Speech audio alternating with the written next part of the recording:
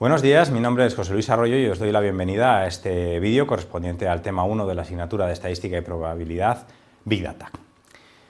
Lo primero que tenemos que hacer es entender qué significa Big Data. Y Big Data no es más que hacer cosas a partir del análisis de inmensas cantidades de información. Hacer cosas que antes simplemente no era posible hacer porque no se disponía de ese volumen de datos. Un concepto absolutamente fundamental cuando hablamos de Big Data es entender la diferencia entre dato estructurado y no estructurado. El dato estructurado es aquel que nosotros conocemos de toda la vida, el típico tipo de dato que se puede incorporar en una hoja Excel o en una base de datos, pues, por ejemplo, por filas y columnas. Si yo tengo todas las notas de los estudiantes de un determinado grado, la nota en el primer parcial, en el segundo parcial, en el examen final, su nombre, su apellido y su identificador, bueno, pues tendré una tabla Excel en la que aparecerán todos esos datos. Bien, esos serían datos estructurados. Si os dais cuenta, puedo hacer medias o calcular otro tipo de estadísticos, puedo filtrar, en fin, puedo hacer los análisis convencionales a los que todos estamos acostumbrados. Eso es el objeto de estudio de la estadística más clásica, es decir, la estadística se centra típicamente en este tipo de datos. Sin embargo, el Big Data permite también analizar otro tipo de datos, los datos no estructurados. Los datos no estructurados son aquellos con los que no se puede hacer esto que acabo de describir, meterlos, por ejemplo, en un Excel y calcular una media. Ejemplos de datos no estructurados, pues un vídeo de YouTube, una canción, en fin, un vídeo de videovigilancia o los tweets de X. Bien, ¿cómo podemos analizar este tipo de datos? Bueno, pues este tipo de datos los vamos a analizar con las nuevas herramientas que han surgido al amparo del Big Data. Otro concepto importante que tenemos que tener en cuenta cuando hablamos de Big Data es la diferencia entre dato, información y conocimiento. Aquí tenemos en pantalla una representación gráfica en función de dos dimensiones, es el nivel de comprensión y la independencia del contexto. En el nivel más bajo encontramos datos simplemente que no han sido analizados, procesados ni interpretados y que tienen un valor muy escaso. Bien, a medida que avanzamos en cuanto al nivel de comprensión y a la independencia del contexto, alcanzamos el nivel de información, es decir, hemos aprendido algo. Y si aumentamos todavía más el nivel de comprensión y la independencia del contexto, hablaremos de conocimiento, estaremos entendiendo patrones. Como esto suena muy abstracto, yo creo que se entiende mucho mejor con un ejemplo. Imaginemos que tenemos datos sobre el rendimiento académico de una serie de alumnos. Bien, esos datos en sí mismos, sin ningún análisis posterior, pues realmente tienen poco valor. Pero quizá yo podría utilizar un modelo muy sencillo, uno de regresión, y llegar a la conclusión de que aquellos alumnos que asisten más a clase, que tienen un mayor porcentaje de asistencia, obtienen un mejor rendimiento en la asignatura. Bien, eso sería información.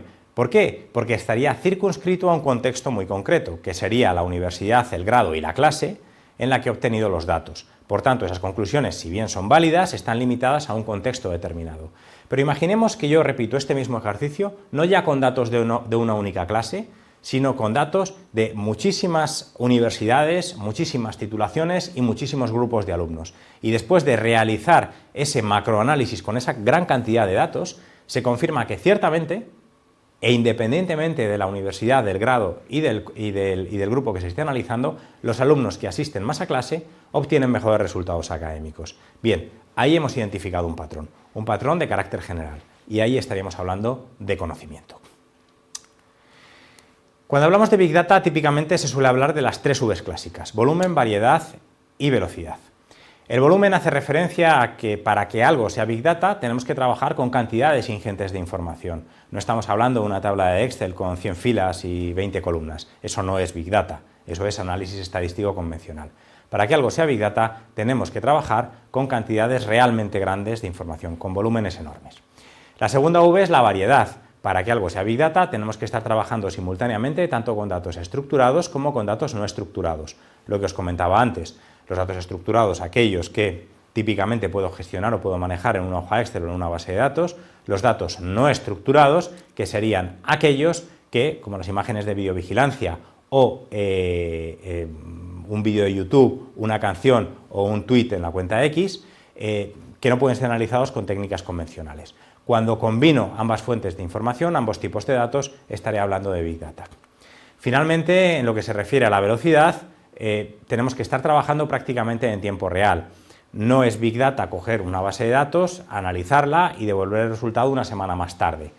Estamos hablando de que el análisis debe de hacerse prácticamente en tiempo real.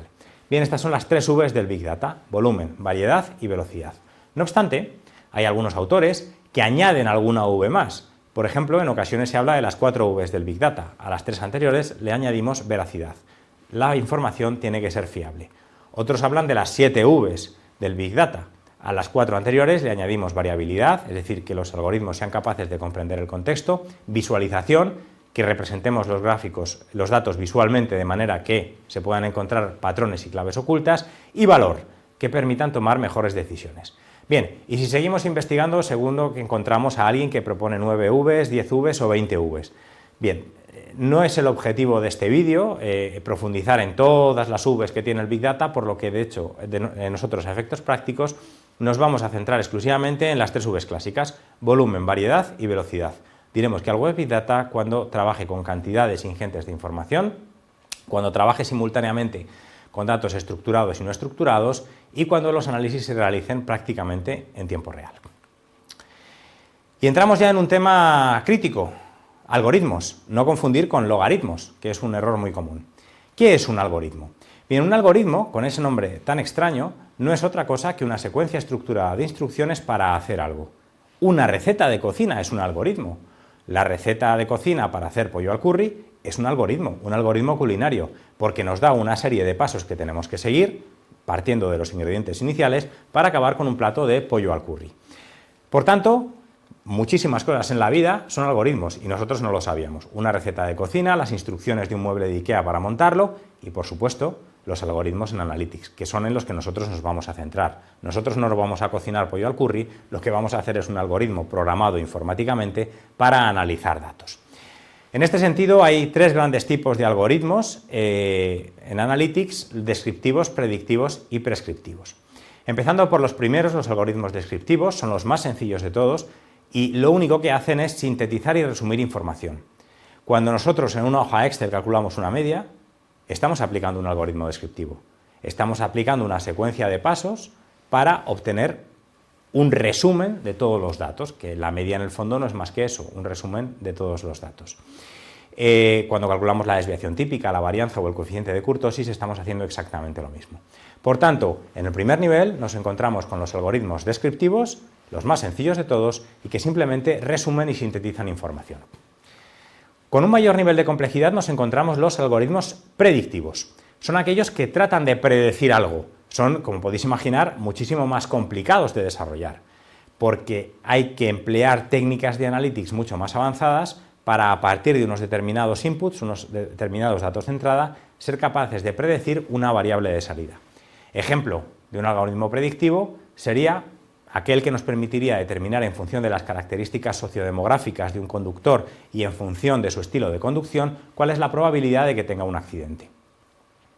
Finalmente, en el nivel más elevado encontramos los algoritmos prescriptivos, que son aquellos que a la capa de predicción de los algoritmos anteriores se le añade una capa de recomendación. Es decir, no nos centramos únicamente en hacer una predicción, sino que además, en base a esa predicción, recomendamos algo.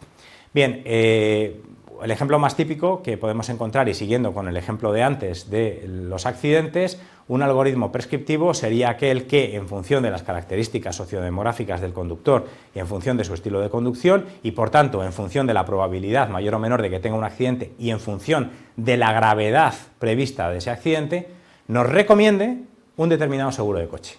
Nos recomienda el seguro de coche más adecuado a las características de ese conductor. Bien, los algoritmos prescriptivos están prácticamente en todas partes de nuestra vida y hay muchos que seguro que conocéis. El algoritmo de Netflix. Cuando Netflix nos recomienda una nueva película o una nueva serie, lo que hay por detrás es un algoritmo prescriptivo que, precisamente en base a nuestras preferencias, a lo que hemos visto antes y a muchísimos más factores, determina qué es lo que más probablemente nos guste ver a continuación. Seguimos con conceptos de Analytics y Big Data. Aprendizaje supervisado, no supervisado y por refuerzo. Estos son los 3 grandes paradigmas del aprendizaje automático que vamos a estudiar. Vamos a empezar con el aprendizaje supervisado. El aprendizaje supervisado es aquel en el que, partiendo de un conjunto de entrenamiento, de un conjunto de datos etiquetados, vamos a tratar de predecir algo. Los dos matices importantes de este tipo de aprendizaje es que los datos de entrenamiento están etiquetados y que se trata de predecir algo, con lo cual existe una relación causal, una relación causa-efecto entre unos inputs y unos outputs, o un output. Vamos a verlo con un ejemplo porque yo entiendo que así es muy complicado de entender en términos abstractos. Como vemos en pantalla, tenemos una serie de fotografías de animales que van con una etiqueta donde indica si el animal es un perro o no es un perro. A eso me refería antes con datos etiquetados. Sabemos si cada foto corresponde a un perro o corresponde a otro animal que no es un perro. Bien, un algoritmo que emplee aprendizaje supervisado lo que hará es ser entrenado con estas fotos y si el algoritmo es suficientemente bueno, lo que va a hacer es aprender qué características tiene cada animal y de esa forma ser capaz de distinguir a perros de no perros. Por tanto, la próxima vez que le introduzca una foto, esta vez ya sin etiqueta, el algoritmo va a ser capaz de decir si ese animal es un perro o no es un perro.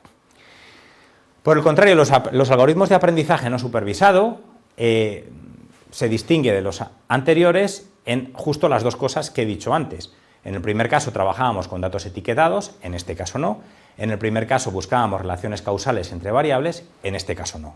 Ni los datos están etiquetados, ni existen relaciones causa-efecto entre las distintas variables.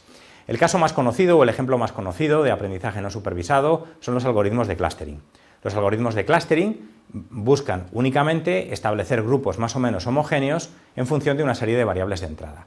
Siguiendo con este ejemplo que estamos viendo en pantalla, aquí tenemos una serie de fotos de animales, pero fijaos que no sabemos si son perros, gatos o incluso rinocerontes. Bien, un algoritmo de aprendizaje no supervisado que estuviera trabajando o que pretendiera hacer un clustering, lo que haría sería lo siguiente: estudiaría estas fotos y llegaría a la conclusión de que aquí hay tres grupos de animales. Hay un animal grande con un cuerno en la nariz que desde luego no sabe lo que es, porque no se lo hemos dicho, pero sí sabe que es distinto al resto de animales que aparecen en las fotos. Vería que hay otro animal, pequeño, peludo y con las orejas puntiagudas, que también es distinto al resto, y luego que hay otros tres animales que son muy parecidos entre sí y que son distintos a los otros dos. Bien, nos hará tres grupos, tres clústeres distintos. Bien, evidentemente el algoritmo no sabe de qué animal se trata, pero sí sabe que son tres grupos claramente diferenciados. Los elementos dentro de cada grupo son parecidos entre sí y a su vez son muy distintos de los elementos de otros grupos, de otros clústeres. Finalmente, el aprendizaje por refuerzo consiste en enseñar a la máquina o que el algoritmo aprenda basado en premios y castigos. Es decir, cuando hace algo bien se le da una recompensa, cuando hace algo mal se le castiga. Es una forma de aprendizaje muy similar a cómo podemos enseñar a una mascota, ¿no? Recompensándole cuando hace las cosas bien y castigándole cuando hace las cosas mal. Las aplicaciones que existen de Analytics son enormes, hay muchísimas. Aquí os traigo simplemente 4 ejemplos muy conocidos. Técnicas de text mining que nos permiten analizar textos escritos o no, también discursos, letras de canciones o grabaciones.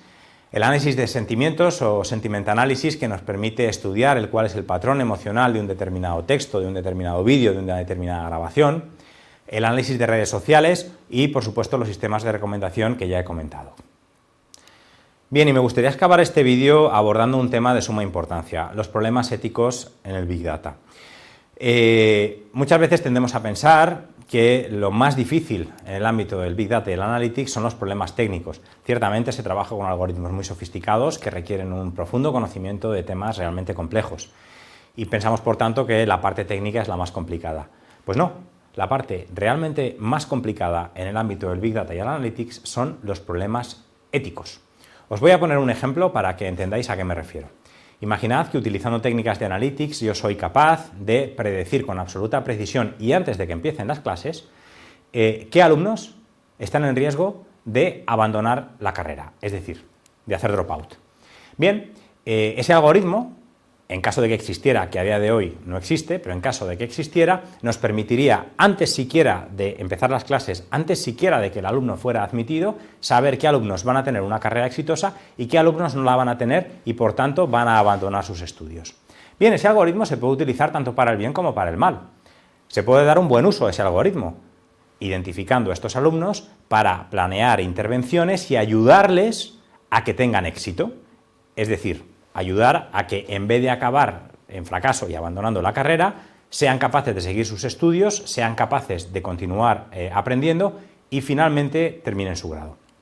Pero también se le puede dar un mal uso, y es utilizar ese algoritmo para identificar a aquellos alumnos en riesgo de abandono y simplemente no admitirles en la universidad.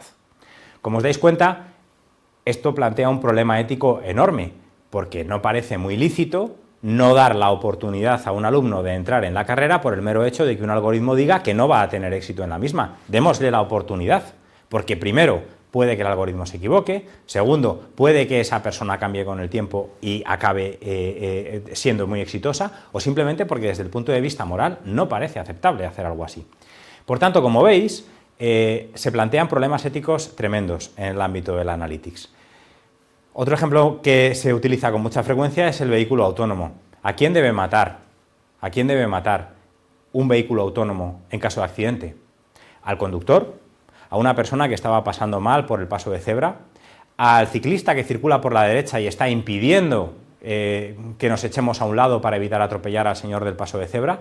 Bien, ¿a quién debe matar el vehículo autónomo? Bien, son preguntas tremendamente difíciles de contestar y que de hecho requieren un abordaje multidisciplinar.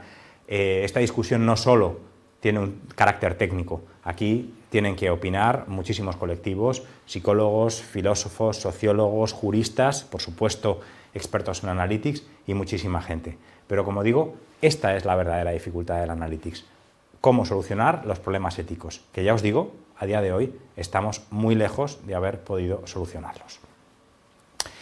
Si queréis saber más sobre Big Data y Analytics, os recomiendo los vídeos de este mismo canal, grabados por el profesor Carlos Martínez de Ibarreta, donde expone con más detalle que yo muchas de las cosas que os he resumido en este breve vídeo.